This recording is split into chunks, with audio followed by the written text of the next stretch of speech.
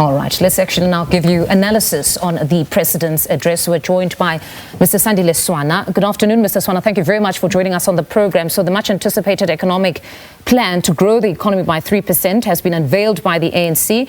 They've been just thrashing through some of the key priorities we've heard there from the President, among them being firstly to accelerate or use electricity tariffs to somehow drive economic growth by ensuring that there's preferential treatment or preferential tariffs for most of the manufacturers, be it in chrome, be it in manganese. Your take on just some of this?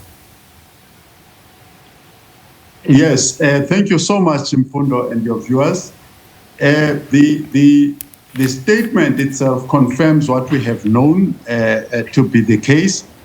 There are some figures that I was not quite aware of.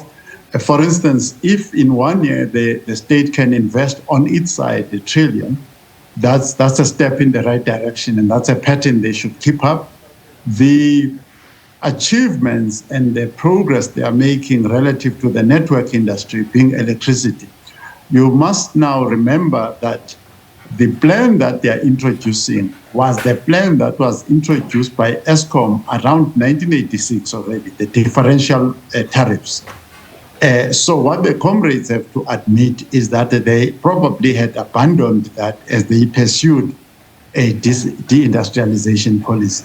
Now that they are bringing it back, it's a step in the right direction. The President also spoke about capacity management when it comes to projects. So we're still talking about this $1 trillion for infrastructure build. But clearly, the President conceding essentially by saying that they need to improve their capacity insofar as it comes to project management to ensure that some of these massive projects will be delivered on time. But among the issues that lead to projects not being delivered on time is perhaps construction mafias. We've got this new phenomenon now that has almost impeded the growth in this specific industry. So what becomes of all the other peripheral issues that impede on growth here?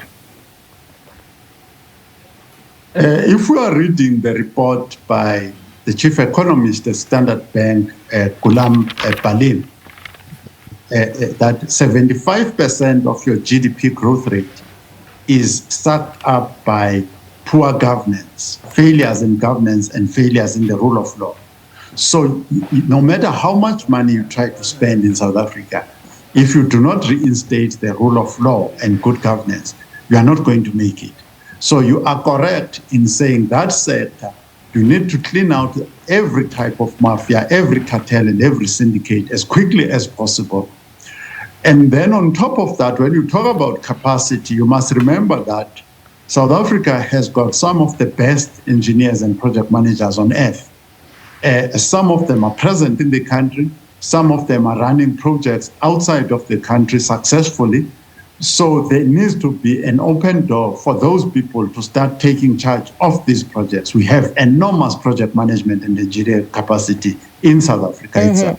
To your point around governance, he did say that fundamental to the success of this massive plan is sound governance and also merit-based appointments at this point. So meaning that there might be a possibility of doing away with cadre deployment. Cadre deployment is totally irrelevant to this. You can't choose a comrade who jumps the highest during Doi and who sings a lot to say he must go and run an infrastructure project. Only people, even if they are members of the ANC, but only the best of the best must be allocated to projects. People only think that they have political connections must not, under any circumstances, be allocated to run any projects or any part of any successful project.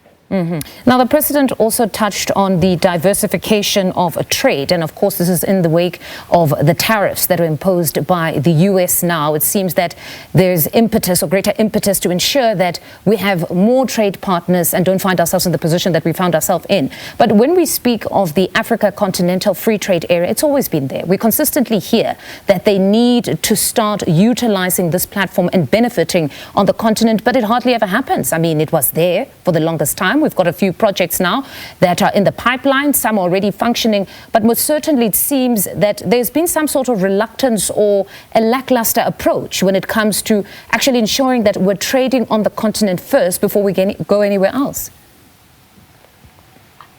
Like every other program or strategy that is at our disposal, the failure has been on implementation, where the energy of the comrades has gone into other corridors other than implementing the correct things.